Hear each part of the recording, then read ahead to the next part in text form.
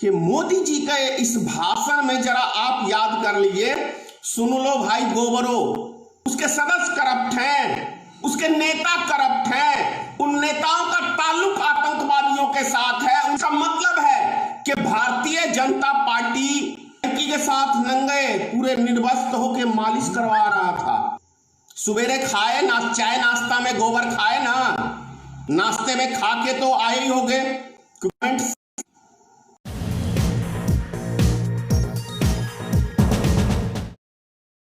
आप देख लीजिए, जब आसाराम बापू की चला चलती थी पूरे देश के अंदर, तो ऐसा कौन सा नेता है भारतीय जनता पार्टी का जो नतमस्तक आसाराम बापू के चरणों में नहीं होता हो? क्योंकि वोट बैंक आसाराम बापू के सदस्य थे 10 करोड़, तो कैसे नहीं नतमस्तक होंगे? रामफल बाबा को देख लो, गुरमीत सिंह को देख लो। अभी आप सबको याद होगा कि हरियाणा में ये तो काफी मीडिया के द्वारा हल्ला हुआ, नहीं तो गुरमीत सिंह को जेल से बाहर निकालने का भाजपाइयों ने पूरी तैयारी कर लिया था। मतलब हिंदुस्तान में जितने भ्रष्ट करप्ट, वह सारे जितने हिंदुस्तान में भ्रष्ट करप्ट हैं, चाहे वो बाबा हो चाहे वो क्रिमिनल हो, वो पार्टी के बहुत करीबी रहे हैं। इसका मतलब क्या है? इसका मतलब है कि भारतीय जनता पार्टी एक करप्ट पार्टी है, उसके सदस्य करप्ट हैं, उसके नेता करप्ट हैं, उन नेताओं का ताल्लुक आतंकवादियों के साथ है, उन नेताओं का ताल्लुक बाबाओं, मतलब वो क्या कहते हैं, छिनार बाबाओं के साथ है, अय्यास बाबाओं के साथ है। अभी आपको याद है ना, उत्तर प्रदेश का ही वो एक पूर्व मंत्री लड़की के साथ नंगे पूरे निर्वस्त्र होकर मालिश करवा रहा था, आपने देखा। और जब इसकी हल्ला हुई तो बाबा उस लड़की पे ही उल्टा केस कर दिया गया। यह है भारतीय जनता पार्टी का सबका साथ, सबका विकास, सबका विश्वास। अब सोचने की बात यह है कि मोदी जी के इस भाषण में जरा आप याद कर लीजिए, सुन लो भाई गोबरो, सुबेरे खाए ना चाय नाश्ता में गोबर खाए ना, मतलब मूत्र हो गया गाय का और गोबर नाश्ते में खा के तो आए ही होंगे। तो वही करना है तुम्हें, इसीलिए तुम्हारा नाम गोबर भक्त, मूत्र भक्त। चाय की जगह मूत्र पियो गाय का, और इसीलिए आज सारा भारत तुम्हें गोबर के नाम से, गौमूत्र के नाम से प्रस्तुत करता है, संबोधित करता है। क्योंकि और एक चीज और कह रहा हूं, कम से कम मुझे गाली देना है तो ऐसे मत दो, माइक लगा के गाली दो, जगह जगह चौक चौराहे पे दो, मुझे नहीं असर पड़ने वाला, क्योंकि सब चीज तुम्हारा ही खराब होगा। नेचर भी कम से कम भारत का एक नागरिक तो देखेगा ना कि जो भारतीय जनता पार्टी के आईटी सेल, जो भारतीय जनता में के लोग, उनको किस किस तरह की नरेंद्र मोदी जी ट्रेनिंग देते हैं कि विपक्ष के नेताओं को कैसी कैसी गाली देना है। तो मैं कहता हूं दिन रात दो, 24 घंटे, कम से कम तुम्हारे नेता का भी चाल चरित्र समझ में आ जाएगा, तुम लोग का भी चाल चरित्र समझ में आ जाएगा। बस एक चीज की मैं आपसे अपील करना चाहता हूं, कम से कम देवी देवता का पोस्टर मत लगाओ, मत करो अपमानित देवी देवताओं को। देवी देवताओं को अपमानित करना, आप जो मुझे गाली देते हो तो देवी देवता का फोटो लगा के, भगवा वस्त्र का वो जय श्री राम जी का पोस्टर लगा के, कम से कम हमारे धर्म को बदनाम करने की कोशिश मत करो।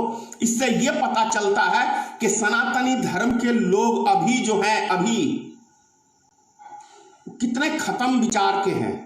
इससे क्या है कि हमारा सनातन धर्म बदनाम होता है।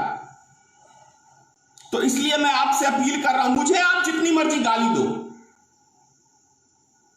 मैं तो कहता हूं मेरे घर पे आके गाली दो यार, क्या दिक्कत है। आप स्वागत है।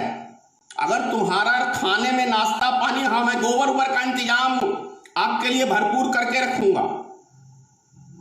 गोबर, गौमूत्र, इन सब चीजों का मैं इंतजाम करके रखूंगा। आओ, स्वागत करता हूं मैं। और वो जो मां की गाली देते हो, लगता है मां के तो तुम,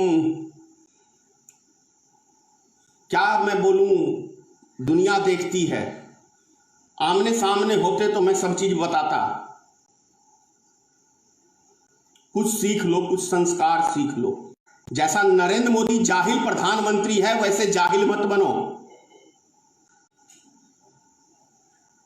जाहिल है प्रधानमंत्री भारत का, पता है, क्योंकि वो खुद गाय गोबर की बात करता है और खुद ही गाय का सबसे बड़ा व्यापार भारत बना है नरेंद्र मोदी के शासन काल में, उसका गौ मांस का। उन्होंने कहा है दुनिया का नंबर 1 देश भारत। तो तुम ढोंगी हो ना, ढोंग करते हो ना।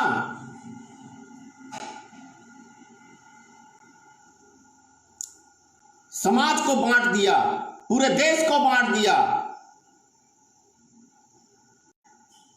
यूपी में चले थे राम राज का स्थापना करने और कर लिया कंस राज का स्थापना। कंस राज, क्योंकि रावण बहुत विद्वान था। कंस राज में अत्याचार होता था, दबा के होता था। दुर्योधन के राज में अत्याचार दबा के होता था। तो यूपी में है कंस राज की स्थापना। योगी आदित्यनाथ है वो कंस के अवतार। अभी के समय में योगी आदित्यनाथ है कंस उत्तर प्रदेश के लिए। ये साधु के नाम पे कलंक है, साधु के नाम पे। भगवा वस्त्र पहनने से कोई सन्यासी नहीं होता, तब तो सब भगवा वस्त्र पहन लेंगे और सन्यासी हो जाएंगे। क्या रिकॉर्ड है उत्तर प्रदेश के मुख्यमंत्री का? प्रवासी मजदूरों की बात करता है। वो तो खुद ही दूसरे प्रदेश से उत्तर प्रदेश के अंदर मुख्यमंत्री बना हुआ है। बड़ा शर्मनाक है, बड़ा निंदनीय है। वैसे तो पुलिस का भी कोई रोल ज्यादा बेहतर नहीं रहा है इस लॉकडाउन के अंदर आम नागरिकों के प्रति, लेकिन फिर भी जान लेना किसी ये सही नहीं है। और विकास दुबे अभी तक अरेस्टिंग नहीं हुआ है। विकास दुबे अभी तक अरेस्ट नहीं हुआ, यह सबसे बड़ा प्रमाण है कि राजनीतिक संरक्षण उसको मिली हुई है, भारतीय जनता पार्टी की मिली हुई है, क्योंकि वो बहुत बड़ा वोट बैंक है ना एक समाज का। दुबे जी, ब्राह्मण समाज, कहीं वो खिसक ना जाए। अब वैसे तो ब्राह्मण समाज सर्वश्रेष्ठ कहलाते हैं, ज्ञानी कहलाते हैं। क्या ब्राह्मणों के अंदर क्रिमिनल पैदा होने लगे हैं, आतंकवादी पैदा होने लगे हैं?